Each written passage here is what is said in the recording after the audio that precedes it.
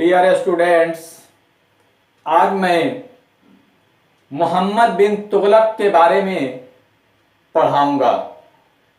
पिछली क्लास में आपने ये देखा था कि किस तरह से गयासुद्दीन तुगलक के मरने के बाद उसका बेटा जौना खान मोहम्मद बिन तुगलक के नाम से दिल्ली की गद्दी पर बैठा। मोहम्मद बिन तुगलक का जो रियल नेम था वो था जौना खान। कहा जाता है कि मोहम्मद बिन तुगलक दिल्ली सल्तनत के बादशाहों में सबसे ज्यादा पढ़ा लिखा यानी काबिल था। वह सब कुछ जानता था, अरबी, फारसी, science, mathematics, medical science, philosophy, geography, हर चीज वो जानता था। और कहते हैं कि वो एक स्कॉलर था। वो हजरत निजामुद्दीन औलिया का मुरीद था और कहते हैं कि हजरत निजामुद्दीन औलिया के मजार को उसने ही बनवाया था। He build the shrine of Nizamuddin Auliya at Delhi, बल्कि यहां पे एट नहीं इन कर लीजिए, इन दिल्ली, औलिया इन दिल्ली। मोहम्मद बिन तुगलक ने अपने जमाने में अमीर और उलमा की ताकत को कमजोर किया, क्योंकि इसकी पॉलिसी बलबन की तरह की पॉलिसी थी।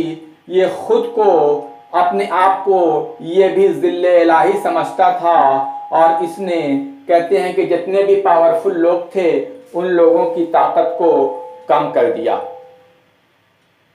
और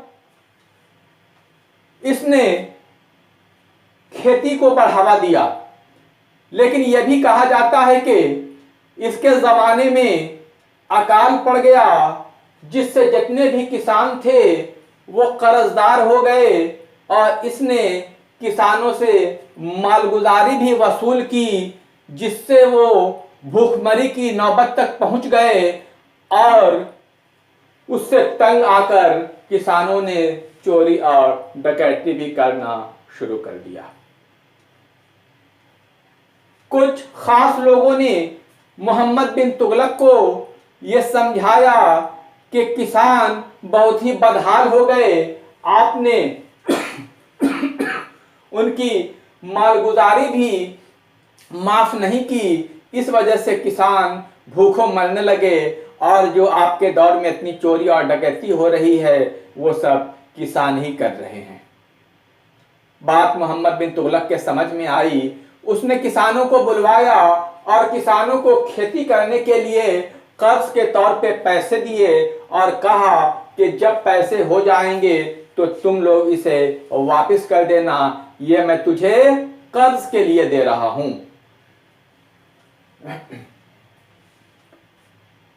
मोहम्मद बिन तुगलक ने, कहा जाता है कि 1325 में दिल्ली की गद्दी पर बैठा।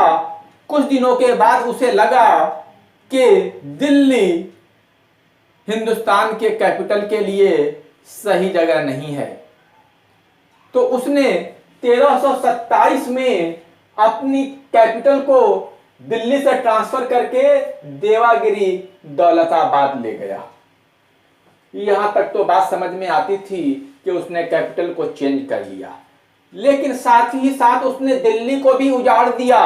कहा कि दिल्ली के जितने भी लोग हैं वो सब मेरे साथ दौलताबाद चलेंगे और हम सबको रहने के लिए और खाने पीने के लिए तमाम सहूलतें प्रोवाइड करेंगे। अब इतना कहने के बाद किसकी मजाल थी कि वो दिल्ली में रहता। सब लोग दिल्ली छोड़कर दौलताबाद चले गए और दिल्ली को पहली बार उजाड़ दिया गया। कुछ दिनों के बाद उसने अपने सोल्जर्स को कहा कि देख कर आओ कि क्या दिल्ली में अभी भी कोई मौजूद है।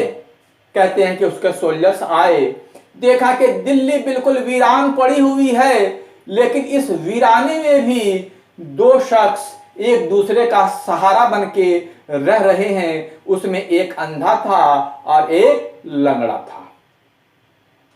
कहा जाता है कि सोल्जर्स को इन अंधे और लंगड़े पे भी रहम नहीं आया। उसने लंगड़े को तो वही कत्ल कर दिया और अंधे के एक पैर को रस्सी में बांधकर, घोड़े के पैर में बांधकर घसीटते हुए देवागिरी ले गए कि वहां पहुंचने पे सिर्फ उसकी एक टांग ही पहुंच पाई, बकिया जिस्म के हिस्से रास्ते में ही इधर उधर बिखर गए। मोहम्मद बिन तुगलक ने अपने जमाने में, कहा जाता है कि लोगों को थोड़ी थोड़ी सी यानी छोटी छोटी सी गलती पे बड़ी बड़ी सजाएं दी, यहां तक कि उसने लोगों को मौत की भी सजा दे दी थी, जिससे इसके जमाने में लोग बड़े दहशत में थे, बड़े डरे सहमे रहते थे। लेकिन इसके जमाने में काफी रिवोल्ट भी हुए। कहा जाता है कि इसके भांजे ने सबसे पहले रिवोल्ट किया और उसने अपने भांजे को भी नहीं बख्शा। उसने अपने भांजे को, कहा जाता है कि कत्ल कराने के बाद उसकी चमड़ी भी उधरवा ली और गोश्त के पूरे टुकड़े टुकड़े करा दिए। यानी मोहम्मद बिन तुगलक अपनी जालिमाना बादशाहत की वजह से बड़ा मशहूर था। कहा जाता है कि फिर 2 साल के बाद यानी कि 1327 से 2 साल के बाद 1329 में उसे लगा कि अब देवागिरी राजधानी के लिए सुटेबल प्लेस नहीं है, तो उसने फिर से सबको कहा कि सब लोग यहां से फिर वापस दिल्ली चले। और 2 साल के बाद फिर राजधानी को ये दिल्ली ले आया और जो सब लोग जो दिल्ली खाली करके गए थे वो सब फिर दिल्ली लौट आए और दिल्ली जो उजाड़ी गई थी फिर दिल्ली को बसा दिया गया। इस वजह से लोग इसे पागल बादशाह भी कहा करते थे कि ये कैसा बादशाह है कि 2 साल पहले पूरी दिल्ली को खाली करवाया और फिर 2 साल के बाद दिल्ली को उसने बसा भी दिया।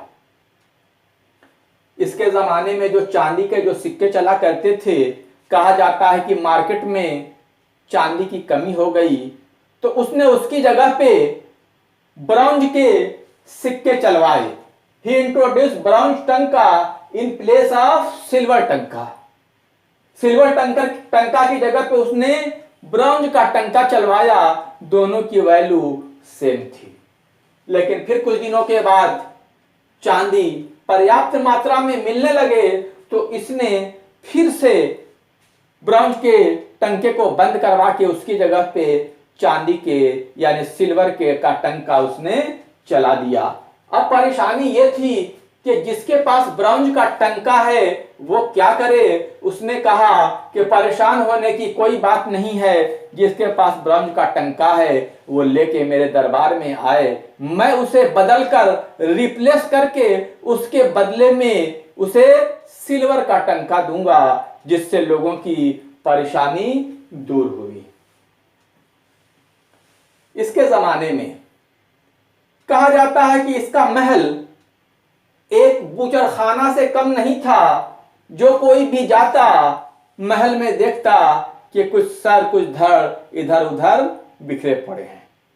यहां तक कि 1334 में मोरक्को का मशहूर ट्रेवलर इब्न बतूता जब यहां पे आया, कहा जाता है कि यह सफर पे निकला था और इसने 28 साल सफर में गुजारे और इन 28 सालों में इब्न बतूता ने 75,000 की दूरी तय की।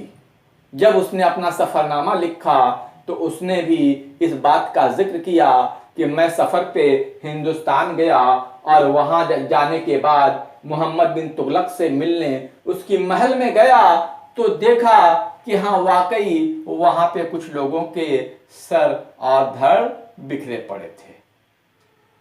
तो मोहम्मद बिन तुगलक के जमाने में कहते हैं कि बहुत सारे लोग छोटी छोटी बातों पे मौत की सजा पा गए। वो बहुत ही जिद्दी बादशाह था, बहुत ही गुस्सैल था और लोगों को छोटी छोटी गलतियों के लिए बड़ी बड़ी सजा भी सुना देता था।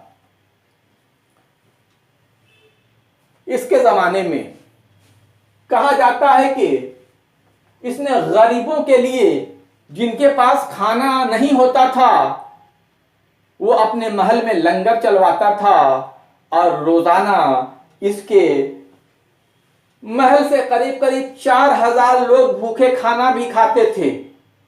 कहते हैं कि ये उसने गरीबों के लिए बड़ा अच्छा काम किया था। मोहम्मद बिन तुगलक इस तरह से करके उसने करीब करीब 26 ईयर्स तक दिल्ली पे रूल किया और 1351 में बीमारी की वजह से उसकी मौत हो गई और उसे तुगलकाबाद दिल्ली में दफन किया गया है। तो ये था मोहम्मद बिन तुगलक, जिससे अक्सर सवालात आपके टेस्ट में पूछे जाते हैं। मोहम्मद बिन तुगलक के मरने के बाद कहा जाता है कि इसका कोई वारिस नहीं था कि दिल्ली की गद्दी पे कौन बैठे। सिर्फ इसका एक कजिन था, लेकिन वो बड़ा इबादत गुजार था, तन्हाई पसंद था। लोगों ने उससे कहा कि दिल्ली की गद्दी अब तुम संभालो, लेकिन उसने दिल्ली की गद्दी पर बैठने से इनकार कर दिया। लेकिन बार बार लोगों के कहने पे फिर वो दिल्ली की गद्दी पर बैठा। उसका नाम था फिरोज शाह तुगलक।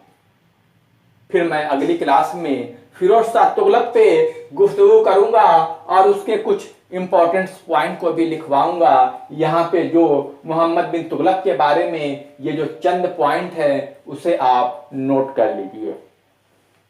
मोहम्मद बिन तुगलक ऐसा पहला बादशाह था जिसने ख्वाजा मोइनुद्दीन चिश्ती की दरगाह पे चादर पोशी की और उसके बाद से यह सिलसिला बन गया था कि जो भी हिंदुस्तान का बादशाह होता वो हजरत निजामुद्दीन औलिया की दरगाह पे चढ़ा चादर पोशी करता था। अभी भी ये सिलसिला चल रहा है और जो भी हुकूमतें होती हैं वो उसके मौके पे सबसे पहले गवर्नमेंट ऑफ इंडिया का चादर हजरत ख्वाजा मोइनुद्दीन चिश्ती के दरबार पे चढ़ता है। तो ये थे मोहम्मद बिन तुगलक।